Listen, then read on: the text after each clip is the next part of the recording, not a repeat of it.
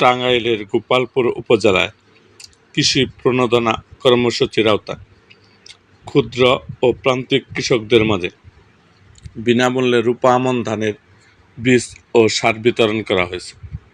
শুক্রবার ২৬শে জুন দুপুরে উপজেলা পরিষদ হলরুমে উপজেলা প্রশাসন ও উপজেলা কৃষি সম্প্রসারণ অধিদপ্তরের আয়োজনে এই বিতরণ অনুষ্ঠানের আয়োজন করা হয়। অনুষ্ঠানে প্রধান অতিথি হিসাবে উপস্থিত ছিলেন থেকে কৃষকদের হাতে প্রণোদনার সামগ্রী তুলে দেন টাঙ্গাইল ২ আসনের মাননীয় সংসদ সদস্য অ্যাডভোকেট মোহাম্মদ আব্দুস সালাম পিন্টু। উক্ত অনুষ্ঠানে গ্রীষ্মকালীন শাকসবজির বীজ, মরিচের বীজ এবং বিভিন্ন প্রজাতির গাছের চারা বিতরণ করা হয়। সুবিধাভোগী কৃষকরা জানান, সঠিক সময়ে বীজ ও সার পাওয়ায় তারা খুশি এবং এতে তাদের চাষাবাদে অনেক সুবিধা হবে।